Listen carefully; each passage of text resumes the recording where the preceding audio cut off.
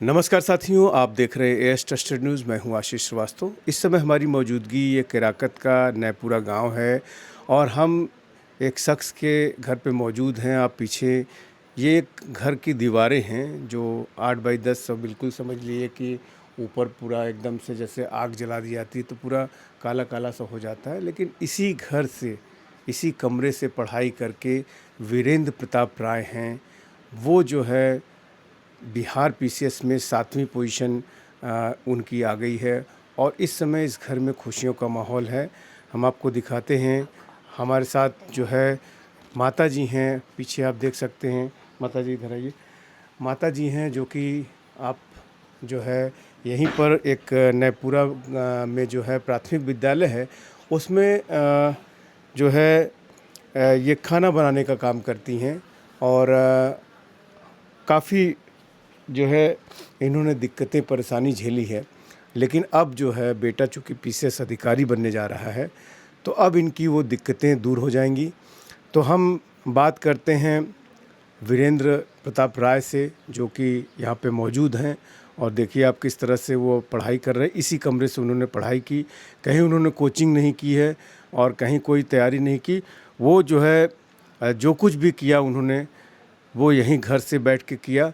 क्या कुछ है हम उनसे बात कराते हैं आपकी कि क्या कुछ, कैसे उन्होंने तैयारी की। माता जी से भी बात कराएंगे कि उनकी क्या दिक्कतें रहीं, ये पूरी परवरिश में उन्होंने कितना झेला सब कुछ, क्योंकि पिता नहीं है इनके, तो क्या कुछ उन्होंने झेला है, ये सब कुछ आपको सुनवाते हैं। और इनका जो ओवरऑल जो तैयारी है वो जौनपुर की ही स्कूलिंग है, जौनपुर में रह के इन्होंने तैयारी की। और जो ओवरऑल इनका परसेंटेज है, आप समझिए कि हाई स्कूल में इन्होंने जो है 77% समथिंग जो है इन्होंने पाया था जो है, और इंटर में 67% रहा और ग्रेजुएशन में लगभग 50%। लेकिन ओवरऑल इतना मतलब एवरेज मार्क्स के साथ साथ, लेकिन ये गांव में कुछ और अधिकारी हुए हैं, उससे प्रेरित होकर के जब इन्होंने तैयारी और लगन इनके अंदर जागी तो आज ये बिहार पीसीएस में आप समझिए कि 7वीं पोजीशन लेकर आए हैं। क्या कुछ इनकी तैयारी रही है, क्या कुछ कहना है, हम इन्हीं से बात करते हैं। आपका स्वागत है सबसे पहले। बहुत बहुत धन्यवाद सर आपका, आप हमारे यहाँ आए। बिहार पीसीएस परीक्षा में मेरा जो है प्रखंड अनुसूचित जाति जनजाति कल्याण पदाधिकारी पर चयन हुआ है। ये वैकेंसी बिहार की 17वीं क्रम की है, जिसमें मैं इस बार चयनित हुआ हूँ सर। एक बहुत बड़ी बात है कि आप घर से ही तैयारी करके, लोग कहाँ इलाहाबाद कोचिंग जाते हैं, फिर दिल्ली जाते हैं, कहाँ कहाँ जाते हैं और फिर भी सिलेक्शन नहीं हो पाता, तमाम रहने में पैसे खर्च होते हैं। आपको कैसे, फिर आप एक एवरेज स्टूडेंट रहे हैं, कैसे कब लगन जागी आपको? परिवार की भी आपकी हालत ऐसी है, माता जी भी, आप पिताजी हैं नहीं, माता जी जो है एक रसोइये के काम में प्राथमिक विद्यालय में है, कैसे ये लगन आपके अंदर जागी? सर कुछ आर्थिक परिस्थितियों को देखते हुए वह अपने गांव के कुछ पूर्व चयनित छात्र हैं, उनको माध्यम से हम लोगों को दिशा निर्देश मिले हैं, जिनके माध्यम से हमने ये शुरुआत की है। और ये शुरुआत अब आज के दौर में जब ऑनलाइन का दौर है, जहां आपको सारी चीज़ें बहुत सुविधापूर्वक मिल जाती हैं, उनके माध्यम से आप ऑनलाइन ऑफलाइन बेहतर तरीके से तैयारी कर सकते हैं। कैसे पढ़ाई करते थे आप, किस तरह से? सर पढ़ाई को हम लोगों ने अपने पूरे सेगमेंट में बांट लिया था। सारी तैयारी किस तरह से करनी है उनका टेस्ट सीरीज़ दिया करते थे। टेस्ट सीरीज़ में हमको ये पता चलता था कि हमारा सब्जेक्ट कौन सा स्ट्रॉन्ग है, कौन सा वीक है। जिस पोर्शन पे हमें लगता था वीकनेस है, उसको हम लोग ज़्यादा समय दिया करते थे।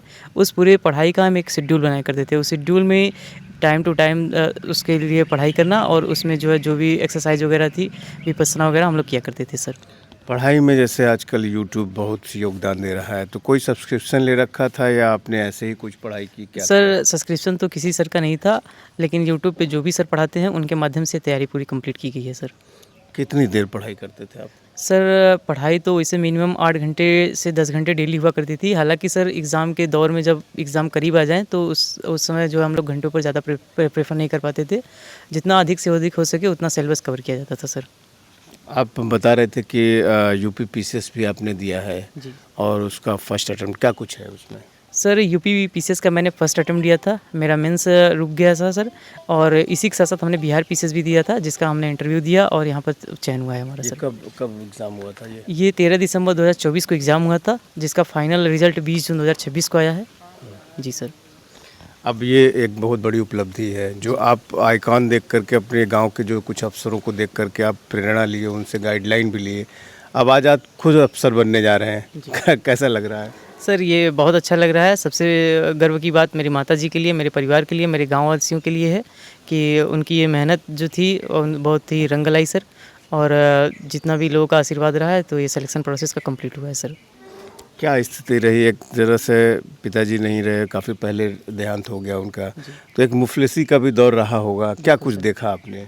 सर जब आर्थिक परिस्थितियाँ खराब होती हैं तो एक महान वैज्ञानिक है लॉर्ड बेकन, उन्होंने ये बोला था कि दुनिया में जो क्रांति होती है उसको आर्थिक असंतोष ही जन्म देता है सर। तो एक आर्थिक असंतोष था, साथ ही साथ कुछ समाज में प्रतिष्ठा की भी बात थी, जो हम लोग के अंदर ये मोटिवेशन जगाया, जो हम लोग यहाँ तक पहुँच पाए सर। माताजी का क्या रिएक्शन रहा जब कब रिजल्ट निकला? आप उस समय का क्या रिएक्शन रहा परिवार का? माताजी को आपने कब बताया? सर 7:10 पे 20 जून को रिजल्ट आया था सर। जब हमने माताजी को कॉल किया तो माताजी के मुंह से कोई शब्द नहीं निकल पा रहा था सर।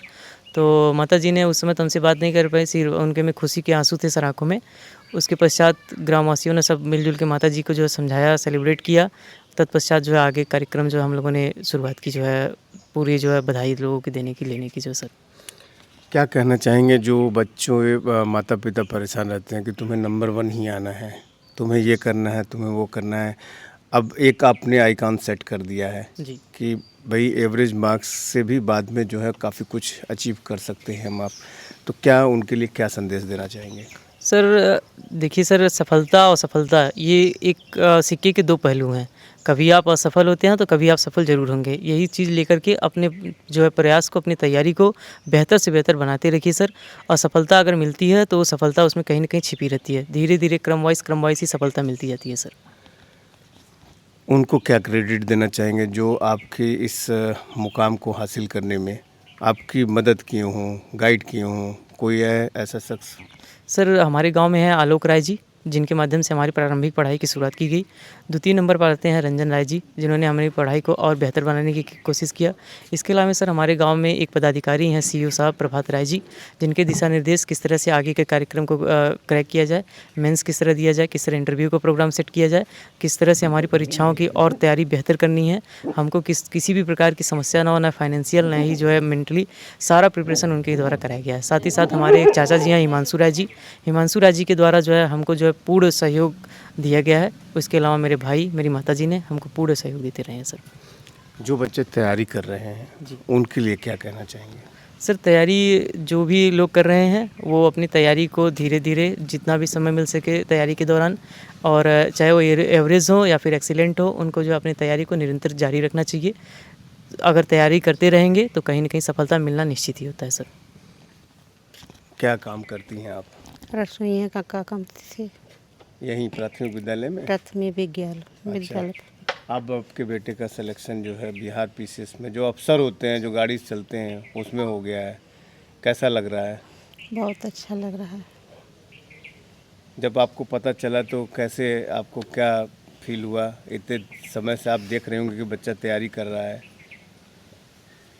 कैसा लगा आपको? अच्छा लगा सर। आगे आप रसोइया का काम करती रहेंगी या बंद कर देंगी? अब तो बंद करने का विचार है सर। बंद करने का विचार है। बहुत तकलीफ़ें झेली होंगी आपने। बहुत बहुत सर। क्या कहना चाहेंगे बच्चों के लिए? बच्चों को यही है कि उन लोगों को मेहनत के ऊपर धन्यवाद देना चाहती हूँ बस। तो माता जी देखिए भावुक हो गई हैं, और निश्चित रूप से जो रसोइया काम होता है वो बहुत ही मतलब आप समझिए कि कठिन काम होता है, और बेटा चूँकि पीसीएस जो है अधिकारी हो गया है तो निश्चित रूप से माता जी का जो कष्ट है वो भी तो दूर ही हो जाएगा। इस गांव में जो है एक युवा हैं जो कि सभी ऐसे तैयारी करने वाले बच्चों की क्या कुछ मदद करते हैं, वो हमारे साथ हैं और उनसे बात करते हैं कि क्या कुछ वो लड़कों को, यहाँ पढ़ने वाले लड़कों को प्रोवाइड करते हैं, हर भरसक प्रयास करते हैं। क्या नाम है आपका? आलोक राय। क्या अब जो लड़के तैयारी कर रहे हैं, जो जी। पढ़ाई में आगे अच्छा करना चाह रहे हैं, जी। क्या आप उनकी मदद करते हैं? जैसे सर हम गांव में रहते हैं तो बहुत संसाधन हम लोगों को वैसे ही मिल जाते हैं, जैसे रूम रेंट नहीं देना है और घर पर खाना पीना सब मिल जाता है। तो उस चीज़ को हम लोग देखते हुए जो है अपना एक रूटीन बनाए और एक ग्रुप बनाए, उसके हिसाब से हम लोग अपना पढ़ाई शुरू किए थे। क्या मदद हुई आपकी? हम लोग जो है अपना, जैसे सर पिछले वर्षों का मुझे अनुभव था, हाँ। तो उस हिसाब से मैं अपना एक ग्रुप बनाया और उस ग्रुप में सुबह 4:15 बजे से जो है हम लोग अपना पढ़ाई स्टार्ट करते थे सर। करीब 8 घंटे 10 घंटे के हिसाब से। तो आप भी कुछ कर रहे हैं? जी, मैं भी पीसीएस तैयारी कर रहा हूँ। यूपीपीसीएस? जी। तो कितने बच्चे हैं ग्रुप में, वो जो जिनको जोड़ रहे हैं आप?